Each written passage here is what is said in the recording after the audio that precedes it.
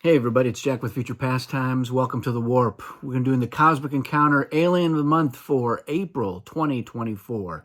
Now this is an alien that really can create a wildly different cosmic encounter experience, which is why I am highlighting it. It's an alien from Cosmic Eons and it is called the Cult. So let's take a look at what this alien does and we'll talk about why I think it's a special alien that you should be playing with. So it's got a lot of text and it's pretty small, and that's because it's Cosmic Eons, but it makes sense. It's not that hard to understand. Let's take a look. You have the power of allegiance. As a main player, before allies are invited, you may use this power to offer your opponent membership in the cult, if they're not already a member. If your opponent accepts, they place one of their ships on this sheet from any colony. Now, members of the cult are bound by the following rules. 1. When both main players are in the cult, no alliances are allowed, and revealed encounter cards that are not negotiates become negotiates. 2.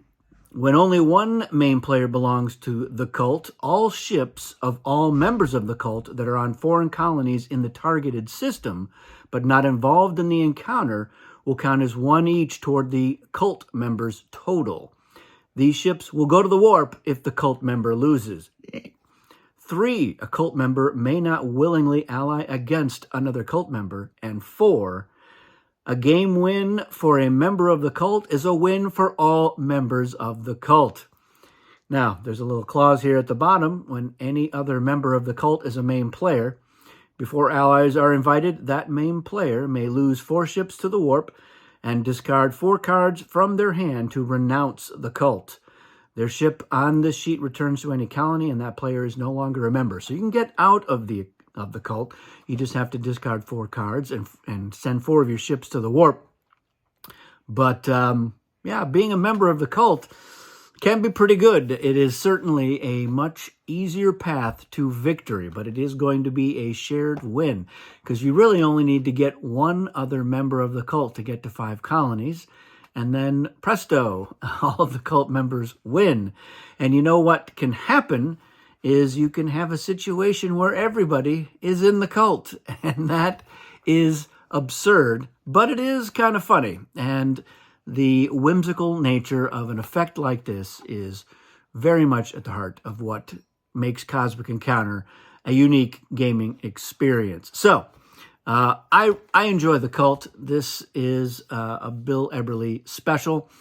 It was one he was developing during the development of Cosmic Dominion, and I think it was just called the Order, and it was going to be one of the aliens, but they pushed all of their own aliens out of that expansion and saved them for Cosmic Eons. And so, yeah, that's the cult. So I've seen the cult in action. I've used the cult. For me, I like to join the cult and then see if I can find an opportunity to get out of the cult so that I'm not part of this giant shared win. Yeah, it's kind of a funny experience. So I know that there's going to be people who are like, I hate this. This is not my cup of tea at all.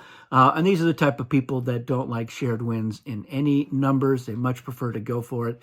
But the cult is going to make that game much shorter. It's great in a really large group. Get an 8-player game where you got the cult, half the table.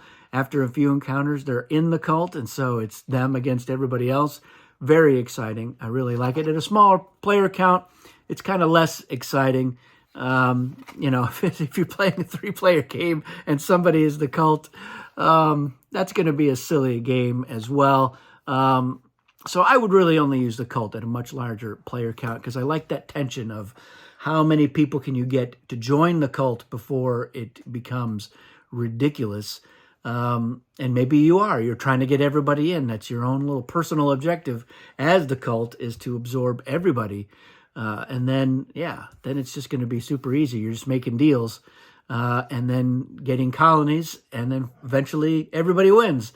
So this is a bucket list game, entry of having a game where everybody can win. Cult is very easy to make that happen. Without the cult, it's a little more challenging, still doable. There's a few effects in Cosmic now that can allow that to happen. It is still a fairly rare occurrence. But in any game with the cult, it's much more likely to happen. Just depends on how quickly the cult can win before everyone has joined, or somebody else can win before the cult gets too big. So let me know in the comments, what do you think of the cult? And let me know any experiences that you've had with the cult, either when you're playing with them, as them, or against them.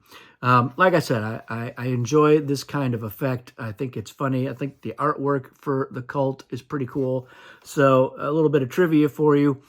The artwork for Alchemist in Cosmic Dominion was originally going to be the artwork for the Order, which is the alien that became the cult. So you can definitely see that when you take a look at that alien. You can say, yeah, all right, I can see that artwork would work pretty well. But this is good too. I like this. It reminds me of any number of things. The three witches from Macbeth, the three fates, those aliens in Battle Beyond the Stars, who are a hive mind. So, yeah, that's it for this one. Thanks everybody for watching Alien of the Month, and we'll see you again soon.